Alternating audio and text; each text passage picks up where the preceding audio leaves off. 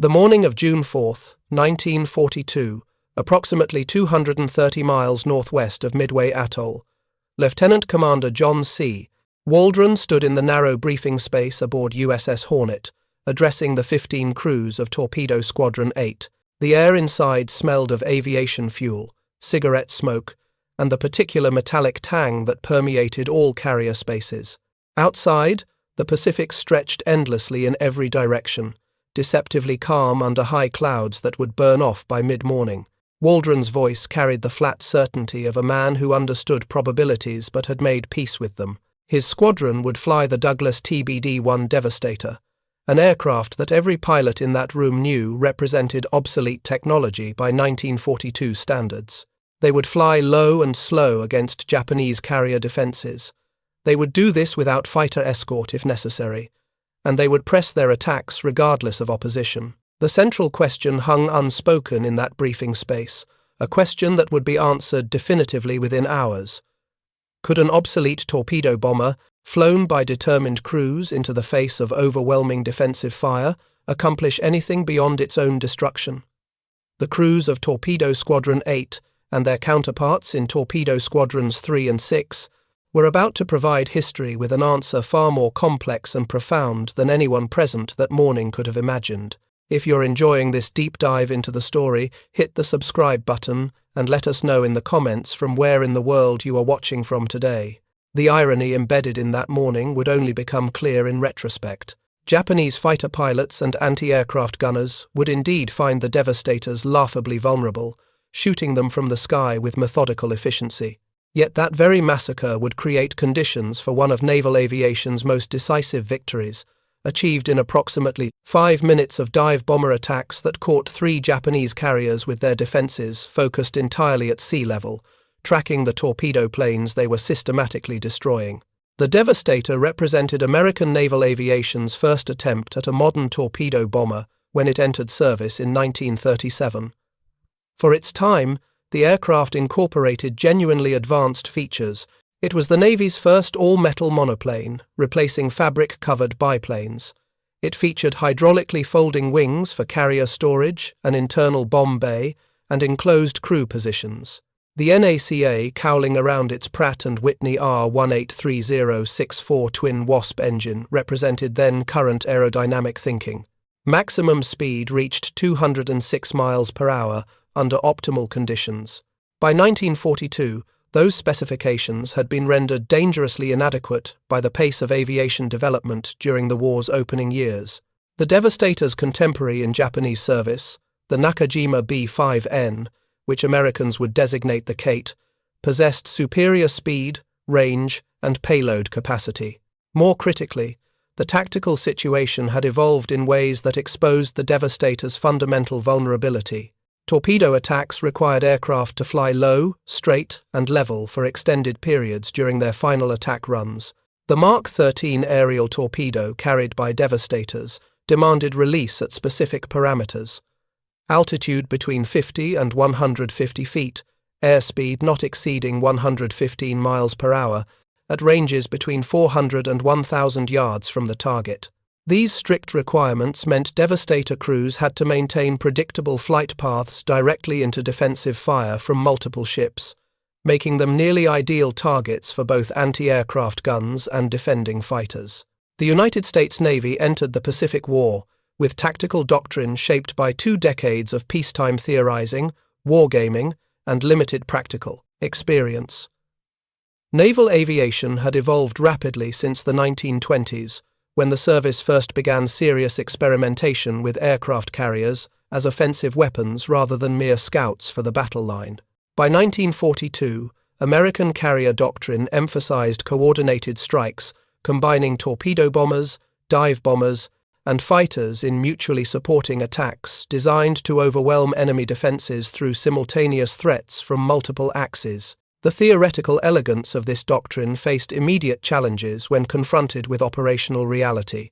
Coordinating 3 different aircraft types, each with distinct performance characteristics, launch sequences, and tactical requirements, proved extraordinarily difficult under combat conditions. Fighters flew fastest and could orbit while waiting for slower strike aircraft. Dive bombers flew at medium altitude and moderate speed. Torpedo bombers, slowest and most vulnerable, required fighter escort throughout their approach, but often launched first due to carrier deck spotting requirements.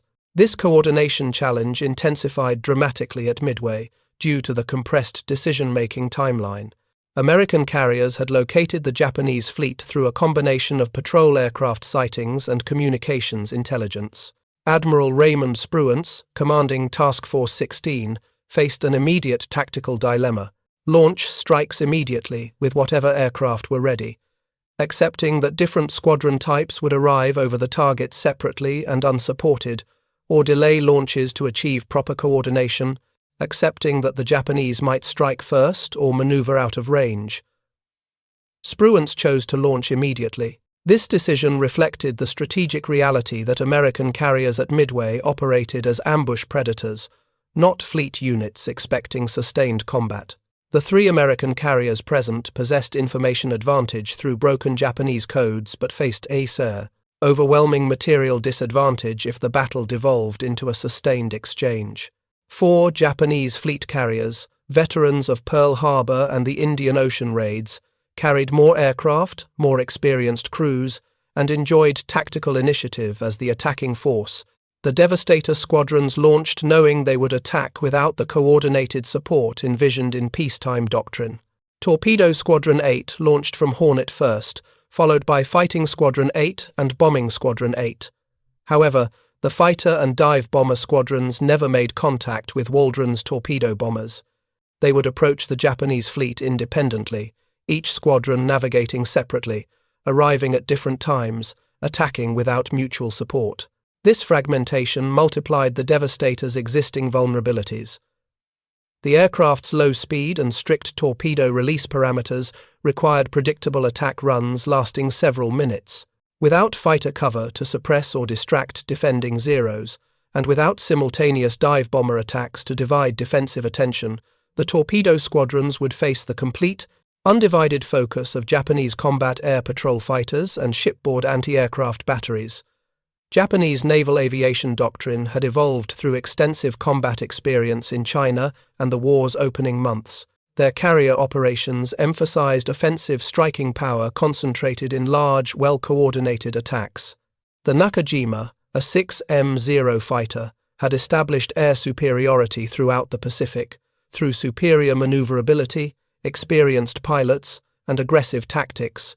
Japanese pilots entered the Midway battle with justified confidence in their aircraft, their training, and their service's combat record.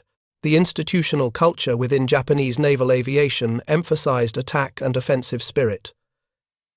Defensive considerations received less emphasis in training and doctrine. This offensive orientation had produced spectacular victories at Pearl Harbor, in the Philippines, in the Indian Ocean.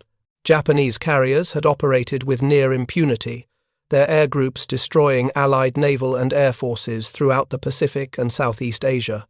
The Douglas TBD Devastator that Torpedo Squadron 8 crews flew to their briefing that morning represented a specific moment in aviation development, now obsolete but still the only torpedo bomber available in sufficient numbers for American carrier operations. Understanding what these men faced requires examining the aircraft in material detail, beyond performance statistics. The Devastator's cockpit accommodated 3 crew members in tandem enclosed positions. The pilot sat forward under a greenhouse-style canopy that provided excellent visibility for navigation and target acquisition, but offered minimal protection from defensive fire. The radioman gunner occupied the rear position, operating a single Browning .30 caliber machine gun on a flexible mount. This defensive armament proved utterly inadequate against determined fighter attacks. The bombardier navigator sat between pilot and gunner, operating the Norden bomb site for level bombing missions or managing torpedo release during attack runs. If you're enjoying this deep dive into the story, hit the subscribe button and let us know in the comments from where in the world you are watching from today. The aircraft's structure combined aluminum alloy framing with flush-riveted metal skin, advanced for 1937 but standard practice by 1942. Empty weight reached approximately 6,200 pounds. Maximum takeoff weight with torpedo reached 10,194 pounds. This weight severely constrained performance, particularly during the extended climbs to altitude and the sustained level flight required during torpedo runs. The Mark 13 aerial torpedo itself represented another technological compromise. The weapon weighed over 2,000 pounds and carried a 600-pound Torpex warhead. Its temperamental nature frustrated aviators throughout the war's early years. The Mark 13 frequently failed to run properly after water entry, either running too deep, broaching the surface, or simply sinking without activating. Its magnetic exploder, theoretically sophisticated, proved unreliable under combat conditions. These reliability issues meant that even successful torpedo attacks, where aircraft survived to launch their weapons properly, often produced disappointing results. Devastator crews understood their aircraft's limitations intimately through daily operational experience aboard carriers. The TBD required careful handling during carrier landings due to relatively high stall speed and less than ideal low-speed handling characteristics. The hydraulic system, advanced when introduced, suffered from maintenance issues that became critical during sustained operations. The Pratt & Whitney engine, reliable in peacetime, showed concerning tendencies toward overheating during prolonged full-power operations in tropical conditions. These material realities shaped crew psychology in ways that peacetime training had not anticipated. The men flying Devastators at Midway knew they operated obsolete equipment. They knew replacement aircraft, specifically the Grumman TBF Avenger, existed and would eventually reach fleet squadrons. They knew their current mission required them to fly this obsolete aircraft into defensive fire that would exploit every vulnerability their machine possessed. Lieutenant Commander Waldron embodied a particular type of pre-war professional officer. Part Sioux, he had graduated from the Naval Academy in 1924 and earned his wings in 1927. He had accumulated thousands of flight hours over 15 years of peacetime naval aviation. His leadership of Torpedo Squadron 8 reflected both professional competence and a clear-eyed assessment of tactical reality. His final message to his squadron, written the night before the battle, acknowledged the probability of heavy casualties, while emphasizing the necessity of pressing attacks, regardless of opposition. The morning of June 4th developed according to the compressed timeline Admiral Spruance had accepted as necessary. American patrol aircraft had located the Japanese carrier force at approximately 5:35 that morning. The report placed 4 carriers northwest of Midway, approximately 200 miles from the American task force. Spruance ordered immediate launch of all available strike aircraft, accepting the tactical fragmentation this decision entailed. Aboard Hornet, Torpedo Squadron 8 began launching shortly after 7 in the morning. 15 Devastators lifted from the flight deck, each carrying a Mark 13 torpedo and full fuel load. The aircraft climbed slowly in the tropical air, heavy with weapons and fuel, forming up in their assigned formation. Lieutenant Commander Waldron led the squadron northwest, navigating by dead reckoning toward the projected position of the Japanese fleet. The navigation problem facing all American squadrons that morning involved projecting where the Japanese carriers would be, not where they had been when initially sighted. The enemy fleet was moving, and the patrol aircraft report was already aging. Different squadron commanders made different calculations about the proper search heading. This navigation uncertainty contributed directly to the tactical fragmentation that would characterize American attacks throughout the morning. Waldron chose a more westerly heading than officially briefed, trusting his judgment about Japanese intentions.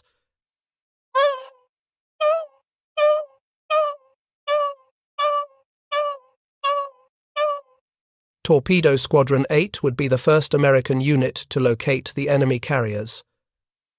This navigational success, however, brought no tactical advantage.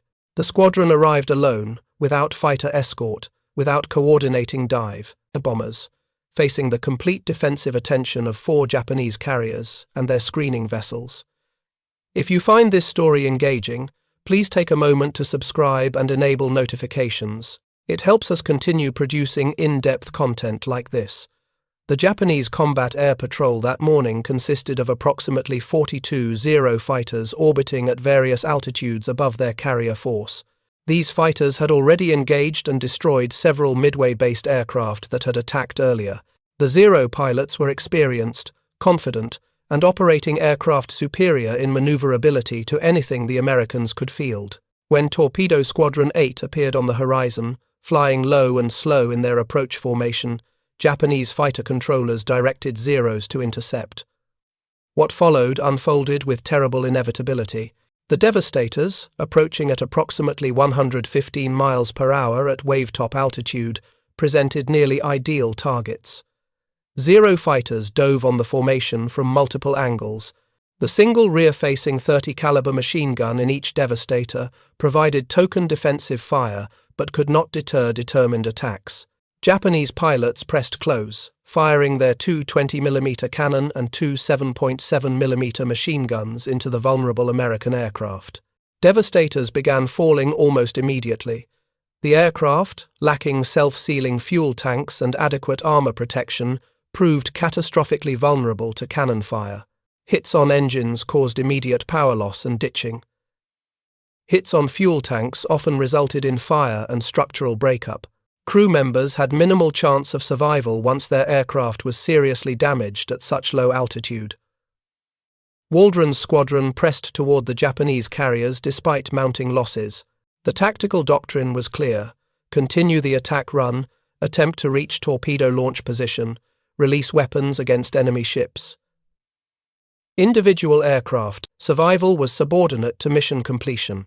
The psychological reality of maintaining formation discipline while watching squadron mates shot down around you, knowing your own aircraft would likely suffer the same fate within moments, speaks to training, leadership, and the particular fatalism combat aviators develop.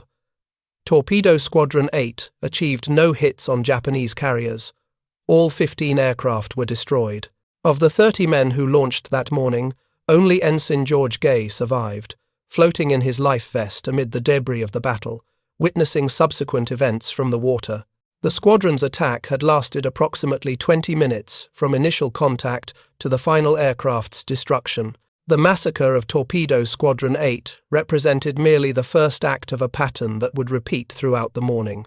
Torpedo Squadron 6 from Enterprise, led by Lieutenant Commander Eugene Lindsay, approached the Japanese fleet shortly after Waldron's squadron had been destroyed. 14. Devastators attacked without fighter escort. 10 were shot down. No torpedo hits were achieved. Torpedo Squadron 3 from Yorktown, led by Lieutenant Commander Lance Massey, attacked in mid-morning with 12 aircraft. This squadron had fighter escort, 4 Wildcats from Fighting Squadron 3, but the escorts proved insufficient against the number of defending Zeros. 10 of 12 torpedo bombers were destroyed. 2 fighters were lost. Again, no torpedo hits were achieved. Devastators began falling almost immediately. The aircraft, lacking self-sealing fuel tanks and adequate armor protection, proved catastrophically vulnerable to cannon fire. Hits on engines caused immediate power loss and ditching. Hits on fuel tanks often resulted in fire and structural breakup. Crew members had minimal chance of survival once their aircraft was seriously damaged at such low altitude. Waldron's squadron pressed toward the Japanese carriers despite mounting losses. The tactical doctrine was clear: continue the attack run, attempt to reach torpedo launch position, release weapons against enemy ships. Individual aircraft survival was subordinate to mission completion. The psychological reality of maintaining formation discipline while watching squadron mates shot down around you, knowing your own aircraft would likely suffer the same fate within moments, speaks to training, leadership, and the particular fatalism combat aviators develop. Torpedo Squadron 8 achieved no hits on Japanese carriers. All 15 aircraft were destroyed. Of the 30 men who launched that morning, only Ensign George Gay survived, floating in his life vest amid the debris of the battle, witnessing subsequent events from the water. The squadron's attack had lasted approximately 20 minutes from initial contact to the final aircraft's destruction. The massacre of Torpedo Squadron 8 represented merely the first act of a pattern that would repeat throughout the morning. Torpedo Squadron 6 from Enterprise, led by Lieutenant Commander Eugene Lindsay, approached the Japanese fleet shortly after Waldron's squadron had been destroyed. 14 Devastators attacked without fighter escort. 10 were shot down. No torpedo hits were achieved. Torpedo Squadron 3 from Yorktown, led by Lieutenant Commander Lance Massey, attacked in mid-morning with 12 aircraft. This squadron had fighter escort, 4 Wildcats from Fighting Squadron 3, but the escorts proved insufficient against the number of defending Zeros. 10 of 12 torpedo bombers were destroyed. 2 fighters were lost. Again, no torpedo hits were achieved. Part 5. The View from Above. The Japanese perspective on these attacks reflected professional competence and justified confidence. Fighter pilots and anti-aircraft gunners were destroying obsolete American torpedo bombers with methodical efficiency. The attacks posed minimal actual threat to the carriers. The Mark 13 torpedoes that were successfully launched ran erratically or failed to detonate. Japanese defensive doctrine was functioning exactly as designed, concentrating overwhelming firepower on attacking aircraft before they could reach effective launch positions. Commander Mitsuo Fuchida, who had led the Pearl Harbor attack and was aboard carrier Akagi that morning recovering from an appendectomy, later described the defensive success against American torpedo attacks with professional satisfaction. The attacking aircraft were slow, vulnerable, and poorly coordinated. Japanese fighters enjoyed complete tactical superiority. Anti-aircraft fire from screening destroyers and cruisers added additional defensive layers. The result was inevitable slaughter of obsolete aircraft flown by crews whose courage exceeded their equipment's capability. What Japanese defenders could not observe from sea level was the tactical geometry developing at altitude. The successive American torpedo attacks, while achieving no direct damage, had pulled Japanese combat air patrol down to wave-top level. Zero fighters, having expended ammunition and fuel pursuing and destroying torpedo bombers, were landing aboard carriers for rearming and refueling. The defensive attention of every ship in the Japanese formation focused entirely on sea-level threats. The 4 Japanese carriers, Akagi, Kaga, Soryu, and Hiryu, had been conducting their own strike operations that morning. Aircraft had attacked Midway at dawn. Recovery operations, rearming, and preparation for a second strike wave had created compressed timelines and difficult command decisions aboard the Japanese flagship. When American carriers were reported in an unexpected position, Japanese Commander Admiral Chuichi Nagumo faced immediate tactical dilemmas about whether to launch immediately with available aircraft or delay to properly arm for anti-ship strikes. If you find this story engaging, please take a moment to subscribe and enable notifications. It helps us continue producing in-depth content like this. These decisions created specific conditions aboard Japanese carriers at the critical moment. Aircraft were spotted on flight decks for launch operations. Aviation fuel lines were open for refueling operations. Armament crews were handling bombs and torpedoes, switching weapons configurations as orders changed. These activities created vulnerability that would prove catastrophic, but only if attacking aircraft could reach the carriers unmolested by defensive fighters. The American dive bomber squadrons approaching at 14,000 feet had observed the systematic destruction of their torpedo bomber counterparts below. Lieutenant Commander Wade McCluskey, leading Enterprise's air group, had navigated a different search pattern than the torpedo squadrons, initially missing the Japanese fleet, then relocating it by following a Japanese destroyer. His dive bombers arrived overhead simultaneously with Yorktown's dive bombers, led by Lieutenant Commander Maxwell Leslie, through coincidence rather than coordination. The tactical situation McCluskey and Leslie observed from altitude revealed Japanese carriers in remarkably vulnerable configuration. Flight decks crowded with aircraft being armed and fueled, defensive fighters at sea level or landing to rearm after destroying torpedo bombers. Anti-aircraft gunners focused entirely on low-altitude threats. The Japanese formation, focused completely on the sea-level torpedo attacks, had created a temporary window of vulnerability at altitude. McCluskey initiated his attack at approximately 10:22 that morning. 33 Douglas TBD Dauntless dive bombers from Enterprise rolled into their attacks on carriers Kaga and Akagi. Simultaneously, 17 Dauntlesses from Yorktown attacked carrier Soryu.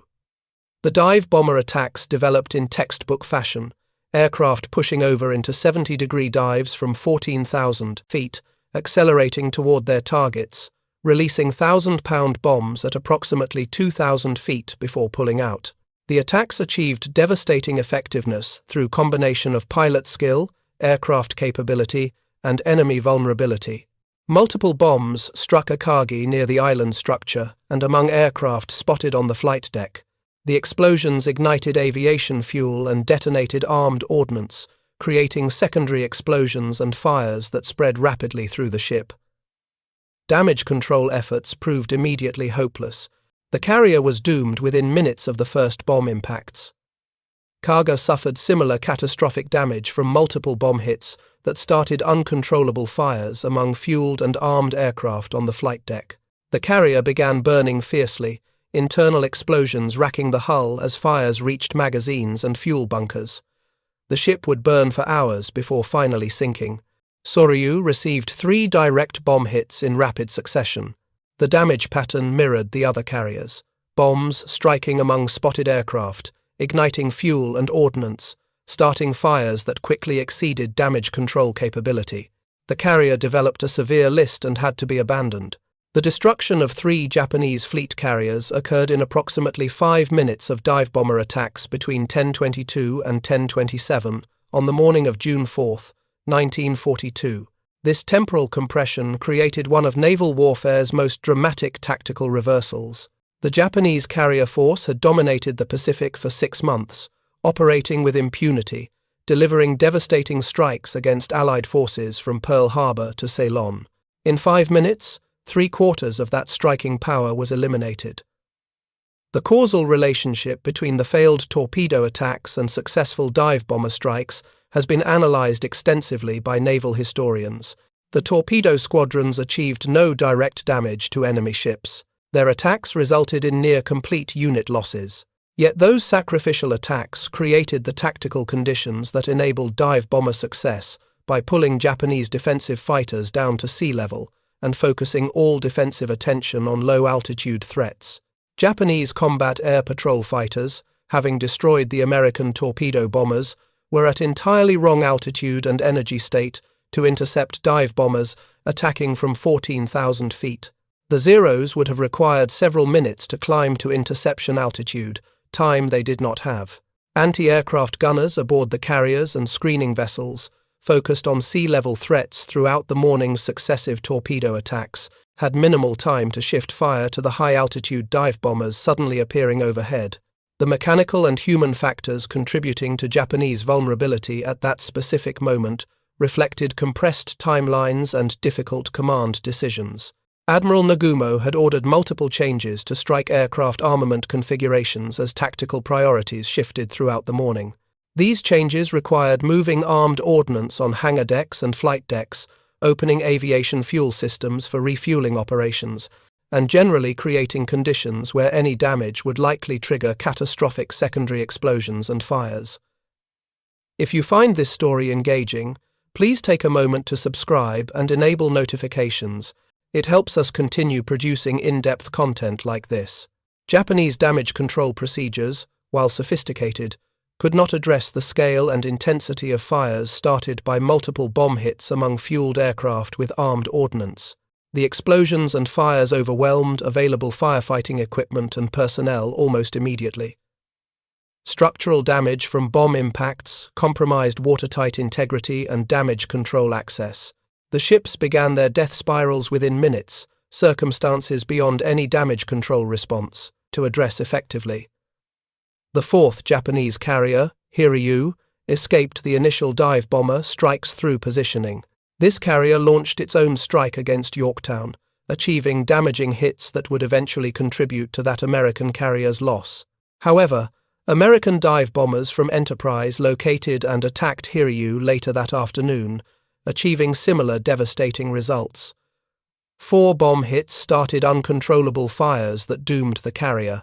By evening of June 4th, all 4 Japanese fleet carriers that had attacked Pearl Harbor 6 months earlier were sinking or abandoned, their air groups largely destroyed. The American victory at Midway stemmed from multiple factors: superior intelligence through broken Japanese codes, aggressive tactical decisions by American commanders, pilot skill and determination, and specific tactical circumstances created by the sacrificial torpedo attacks. The Devastator crews who pressed their attacks knowing they faced near certain death achieved mission results indirectly, through tactical effects they could not observe and probably did not anticipate. The irony embedded in the battle's outcome required years of analysis to fully appreciate. The obsolete torpedo bombers that Japanese defenders destroyed so efficiently had created the conditions for decisive American victory. The laughter, if any actually occurred, lasted only until the dive bombers appeared overhead and began their attacks. The resulting 5 minutes of destruction transformed the Pacific War's strategic balance, eliminating Japanese offensive capability and forcing strategic defensive posture for the remainder of the conflict. The material evidence of American determination, visible in those torpedo attacks pressed home despite overwhelming defensive fire and near certain death, communicated strategic reality more effectively than any intelligence estimate or diplomatic message could have achieved. The United States would continue fighting, regardless of losses, would commit whatever resources necessary, would press attacks even when tactically disadvantageous, until achieving unconditional victory. This strategic truth, demonstrated over the waters northwest of Midway on June 4, 1942, shaped Japanese strategic calculations throughout the remaining years of war. The immediate aftermath of the Battle of Midway left 41 American torpedo bomber crew members dead from the 3 squadrons that had attacked the Japanese carriers. Of the 41 Devastators launched that morning, only 6 returned to their carriers. The human cost of the torpedo attacks exceeded 85% casualties, losses that would have destroyed unit cohesion and morale in less professional organizations. The survivors faced the psychological burden of witnessing their squadron mates shot down systematically while pressing attacks that achieved no direct tactical results. Ensign George Gay, the sole survivor from Torpedo Squadron 8, spent 30 hours floating in the Pacific amid the debris of both fleets before rescue by a PBY Catalina flying boat. His eyewitness account of the battle, observed from the water, provided unique perspective on events that unfolded above and around him. Gay had watched the dive bomber attacks that destroyed the Japanese carriers. He had seen the validation, albeit posthumous, of his squadron's sacrifice. His survival and subsequent testimony ensured that Torpedo Squadron 8's story would not disappear into the larger battle narrative. The Navy faced immediate questions about the Devastator's continued operational viability following Midway. The aircraft had demonstrated catastrophic vulnerability against determined fighter opposition. The torpedo bombing mission itself, requiring low and slow attack runs directly into defensive fire, appeared fundamentally flawed when executed without effective fighter escort and coordinating dive bomber attacks. The service had replacement aircraft available. The Grumman TBF Avenger had already entered production and would begin reaching fleet squadrons within weeks. The decision to retire the Devastator from frontline service came swiftly. By late 1942, remaining TBDs had been withdrawn from carrier squadrons and relegated to training duties. The aircraft that had represented modern naval aviation in 1937 had become obsolete beyond redemption by 1942. The pace of aviation development during wartime had compressed normal equipment life cycles.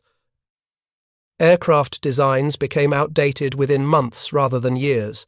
The institutional lessons from Midway regarding coordinated strikes proved more difficult to implement than equipment replacement. The battle had demonstrated that uncoordinated attacks by different squadron types, arriving separately over the target, resulted in piecemeal destruction of the most vulnerable aircraft, while limiting overall strike effectiveness. The theoretical doctrine of coordinated multi-axis attacks remained sound. The practical challenge involved achieving that coordination under combat conditions, with different aircraft types, varying launch sequences, navigation uncertainties, and compressed decision timelines. American carrier doctrine evolved throughout the war to address coordination challenges.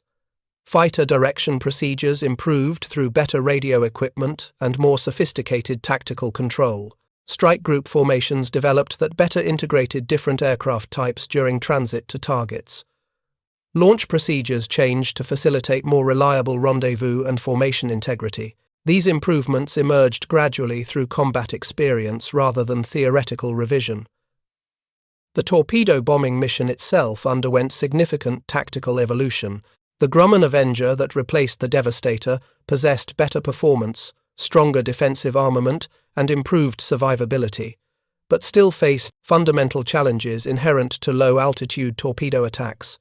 Later war tactics emphasized saturating defenses through larger strike groups, better fighter escort, more effective coordination with dive bombers, and improved torpedoes that removed some of the restrictive launch parameters that had made Devastators such predictable targets. The Mark 13 torpedo received extensive redesign following early war failures. Engineers addressed the weapon's temperamental running characteristics, improved the exploder reliability, and modified launch parameters to allow higher altitude and higher speed releases. These improvements came too late for Devastator crews at Midway, but significantly improved torpedo bombing effectiveness in later campaigns. The weapon that had frequently failed even when successfully launched eventually became reliably deadly. Japanese analysis of Midway focused initially on tactical and operational errors rather than fundamental strategic implications. Commander Fuchida and other surviving officers identified specific decision points where different choices might have produced different outcomes. The timing of strike aircraft rearming operations, the altitude distribution of combat air patrol fighters, the sequence of defensive responses to multiple threats. These tactical analyses, while professionally competent, somewhat obscured the larger strategic truth that Midway had revealed about resource imbalances and industrial capacity differences. The strategic impact of Midway extended far beyond the immediate tactical victory or the destruction of 4 Japanese carriers. The battle fundamentally altered the Pacific War's operational tempo and strategic possibilities for both sides. Japan had entered the war with limited carrier construction capacity and no ability to rapidly replace losses of fleet carriers or their highly trained air groups. The United States possessed enormous industrial capacity and would eventually produce ships and aircraft, in quantities that Japan could not remotely match. The loss of 4 fleet carriers and their veteran air groups at Midway eliminated Japanese offensive capability for months while replacement carriers were completed and new air groups trained. More critically, it forced Japanese strategic planning into defensive posture, attempting to hold a vast perimeter against an opponent with growing material advantages. The strategic initiative passed to American forces, who could choose where and when to attack along Japan's extended defensive perimeter. American industrial mobilization, already underway in 1942, would eventually produce overwhelming material superiority in every category of military equipment. The Essex-class fleet carrier program would deliver 17 ships by war's end. The Independence-class light carrier program would add 9 more. American shipyards would launch escort carriers by the dozens, aircraft by the thousands, trained crews in numbers that Japanese training programs could never approach despite their best efforts. The psychological impact on Japanese naval aviation proved equally significant, though harder to quantify. The loss of Akagi, Kaga, Soryu, and Hiryu represented not merely ships but institutional knowledge, operational experience, and the core of Japanese carrier striking power. The veteran pilots and aircrew lost at Midway, either killed in the carrier sinkings or shot down during operations, represented years of training and combat experience that could not be quickly replaced. Japanese pilot training programs attempted to accelerate replacement pilot production, but faced insurmountable resource constraints. Aviation fuel shortages limited flight training hours. The loss of experienced instructors to combat attrition reduced training quality. American submarine warfare against Japanese shipping created logistics challenges that affected everything from fuel availability to spare parts supply. The qualitative superiority Japanese naval aviation had enjoyed in 1941 and early 1942 eroded steadily as veteran pilots were lost and replacement pilots arrived at fleet units with inadequate preparation. American pilot training programs, by contrast, expanded dramatically throughout the war. Training bases across the United States produced thousands of naval aviators with hundreds of flight hours before they reached operational squadrons. The continental United States provided secure training environment, unlimited fuel, abundant aircraft, and experienced instructors who could focus on training rather than combat operations. The qualitative gap between American and Japanese pilots narrowed through 1942, reached parity by 1943, and decisively favored American pilots by 1944. The Devastator crews who died at Midway never witnessed these longer-term strategic developments. They fought with the equipment available, under tactical circumstances largely beyond their control, accepting missions whose probability of survival approached zero.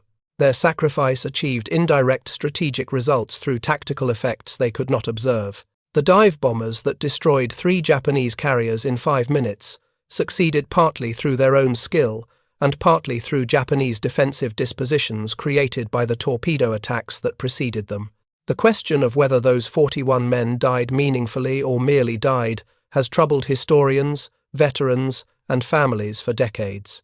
Military operations frequently produce situations where individual sacrifice achieves collective benefit through mechanisms the individuals cannot observe or control.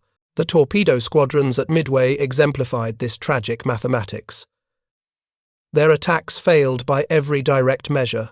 No hits achieved, catastrophic casualties sustained, minimal tactical effect on enemy ships. Yet their indirect contribution to the battle's outcome proved strategically decisive. Lieutenant Commander Waldron's leadership of Torpedo Squadron 8 received posthumous recognition through the Navy Cross and institutional memory preservation. The squadron's complete destruction while pressing attacks against overwhelming opposition became emblematic of naval aviation's fighting spirit and determination. Whether this institutional narrative fairly represents the complex reality these men experienced, or whether it romanticizes preventable deaths resulting from inadequate equipment and flawed tactical coordination, remains debated among historians with differing perspectives. The Douglas TBD Devastator disappeared from operational service by late 1942, but its role at Midway ensured lasting place in naval aviation history. The aircraft represented a specific moment in technological development when peacetime design assumptions collided violently with wartime operational realities. The crews who flew Devastators into combat understood their aircraft's limitations, but had no alternative except to press attacks with available equipment or refuse combat entirely. The institutional memory of torpedo squadron losses at Midway shaped subsequent American naval aviation culture in complex ways. The sacrifice became emblematic of determination and fighting spirit, while simultaneously representing tactical failures to be studied and avoided. Training programs used Midway as case study in both heroism and poor coordination. Equipment procurement emphasized survivability and performance margins that might prevent future situations where crews flew obsolete aircraft into hopeless tactical circumstances. The specific irony embedded in Midway's outcome, where the laughably vulnerable torpedo bombers created conditions for decisive dive bomber success, illustrates warfare's fundamental unpredictability and the complex causation underlying major historical events.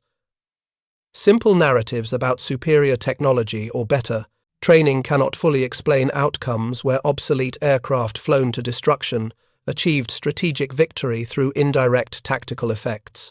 Japanese observers who witnessed the morning's events from various perspectives came to different conclusions about their meaning.